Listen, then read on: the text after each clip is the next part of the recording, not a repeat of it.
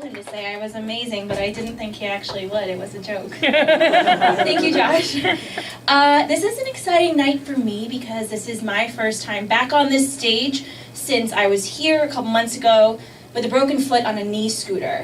Has anyone ever had to use one of those devil scooters? No? Wow. Fuck you guys. You have the life. Well, I'm going to tell you what happened to me. True life, like Sam Davidson's an idiot. So I'm single. I have a cat. I live alone. I kind of blame it all on that. I was coming home one night. I was really excited. I had a great night. I was sober and hungry. I threw a frozen pizza in the oven, and I was super excited to watch The Voice on my DVR.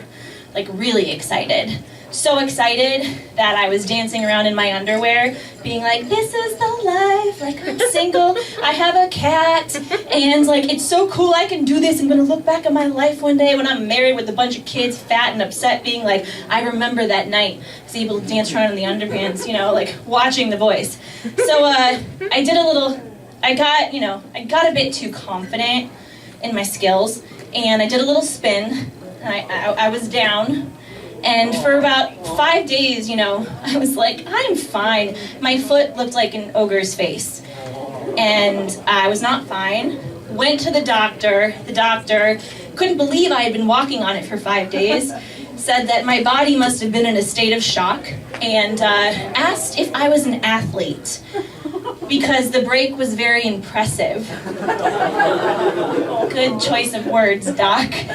And I said, well, if being a single white female is a sport, then I'm the fucking captain.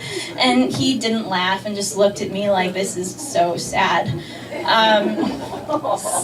that happened, and I was on this fucking scooter for months, and it literally was a living hell. So now I'm back here talking to you guys, walking. I was having a movie moment, is what I like to say. You know, Bridget Jones's Diary, first one, Renee Zellweger, like, cries and dances in her underwear. I wasn't crying. Maybe if I was, this wouldn't have happened. But I blame her for all of this, not The Voice. I fucking love The Voice. So when I was watching The Voice the other day, it's back, by the way, no hard feelings here, oddly enough. I was thrilled to see the return, and Miley and Alicia, you know, do their thing. I got so excited, came home after a very similar night to the night that I had had when I broke my foot, and turned it on, threw in one of those DiGiorno pepperonis, and took my pants off, and started dancing to some random dude singing Cry Me a River, and I was just like, whoa. I have what I like to call DPTSD, dancing post-traumatic stress syndrome. Totally froze up, and was like, what the fuck's wrong with me? Went to bed. And then I cried me a river because, like, my dreams of being a stripper, I realize, are officially over. Totally done. My mom is thrilled.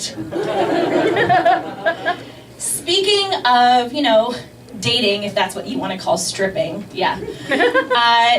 I just turned 29 a couple of weeks ago. I have been a bit upset about it, but I will say that the year of 28 was sexless, and that's because I'm very superstitious and believe anything that anybody tells me. When I was 10 years old, my mom took me with her to see a psychic. She wanted to know if my dad was still banging the lap dancer from Montreal, and I mean, I could have told her, like, yes, Mom, I'm 10, and even I know that. And they gave me a reading. She told me at the age of 28, I was going to get married and have twins. And I, at the time, was like, that's old. Fuck, that's gonna suck. But now I was 28, and then I basically just didn't touch dick for a year because I was afraid someone was gonna look at me and I was gonna get pregnant with like 2 double children spawn and my life would be over. And so now I'm 29 and it's a bit awkward. I'm like, whoa, it's been a while, guys, hey. And I went on Tinder the other day because, you know, my best friend met her boyfriend and miracles do happen on Tinder. And I matched with a guy named John, and this is the first thing he said to me.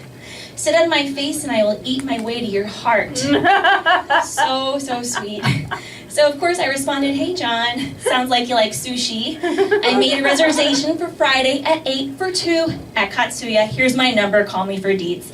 He never called, he never texted. I ended up ordering sushi delivery and just thinking, damn it, I just really wanted my sushi eaten this whole time. Fuck the sushi. I should have cut out the middleman and I made a big mistake. All right guys, that's my time. Thank you so much.